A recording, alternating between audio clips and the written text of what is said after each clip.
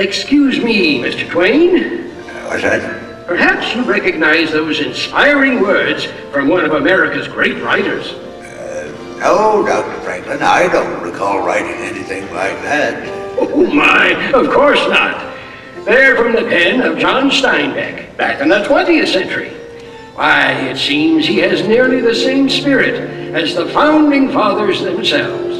Well, listen to the proud elder statesman. Mr. Twain, pride is one of our national passions. Even those who overcome it are proud of their humility. Easy now. I was born modest. Fortunately, it wore off. Dr. Franklin is our genuine American antique. I suppose our story begins with you. Actually, it started long before even my time. Good evening, Mr. Jefferson. Have you finished the new draft yet? Those are new drafts all over the floor, Dr. Franklin. It seems one stroke of this pen brings 2 changes from Congress. I told you John Adams should have written this. Oh, by his own admission, you can write circles around him. Mr. Adams has not been prisoner in this loft for 17 days. I shall continue tomorrow. You must continue now. Thomas, it is difficult to make 13 clocks chime at the same time, but we must carefully justify this separation. Dr. Franklin, while you slept soundly through the meeting this afternoon, we did manage to justify separation. I shan't spend another night on him. At least you got shoes, mate. There's not a dozen left what can say that. Don't tell me. Tell the good general then. Tell him that half his camp has got typhus, smallpox, or dysentery. And there be not a ration amongst us. Now we can forage for hickory nuts. Aye, while the English overindulge in all of Philadelphia's fine food and drink. It is a strange war we shoot, George Washington. Congress is warmly in York. And the British party in Philadelphia. And we freeze or starve to death here in Valley Forge. Nothing's gonna ruin today. We're all together. That's what counts. Now, you go ahead, Mr. Brady. All right, everybody. Hold real still now. Enough of your words. Let your new dawn lead to the final sunset on my people's suffering. When I think of our condition, my heart is heavy.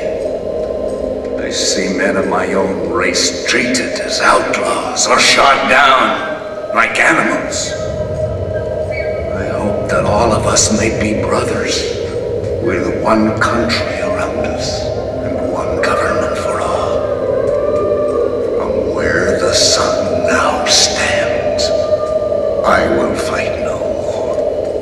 Forever. Equality be guaranteed to us and our daughters forever. Well, here we are, back in the heat of Franklin's Philadelphia again. We're 100 years old today. We came a long way in that first century. But like Susan B. Anthony, we're still speaking out. And why shouldn't we, Mr. Twain? As Tom Edison says, discontent is the first necessity of progress. Edison? Afraid I don't place the name. Edison's that young phonograph inventor.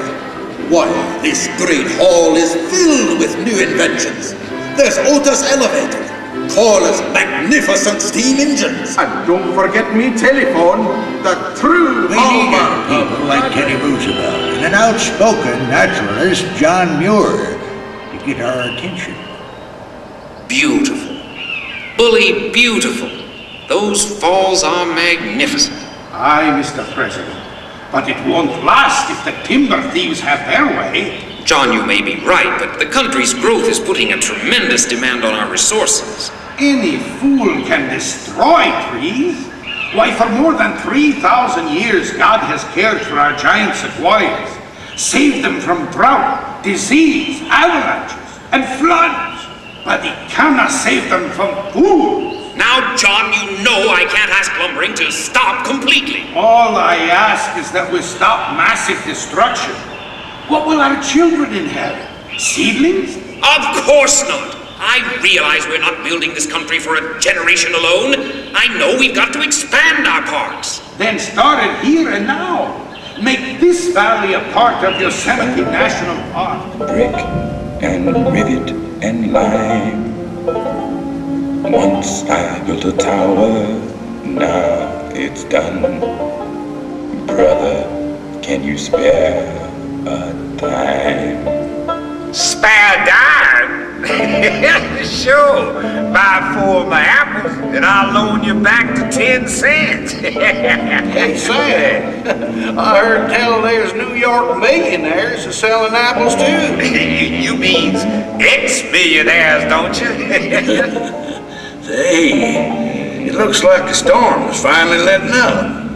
Well, maybe the Sunday drivers will come out hunting for gas. Well, Mr. Twain, what do you think of our America now? I think the Founding Fathers never dreamed of an America like this. Of course not. We weren't dreamers, we were visionaries. That is why our Constitution withstands the rigors of time. Easy now, Dr. Franklin. This nation's still just a youngster, don't you know? Why, some countries have been around for 50 centuries. We're barely into our third. That's true, but look what we've accomplished in that tiny span of time. My dear doctor, earlier you found John Steinbeck so inspiring, and he also sounded this warning. We now face the danger which in the past has been the most destructive to the human.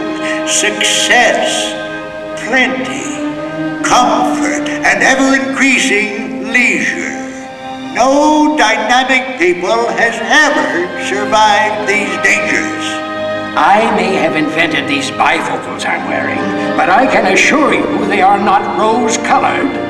Mr. Twain, the golden age never was the present age, but with human liberty, we can fulfill the promise and meaning of America. To everyone a chance, believed Thomas Wolfe.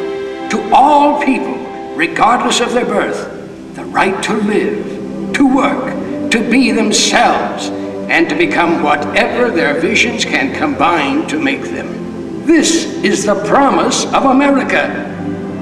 Mr. Twain, 'tis easy to see, hard to foresee, but I foresee the American adventure to continue a long, long time.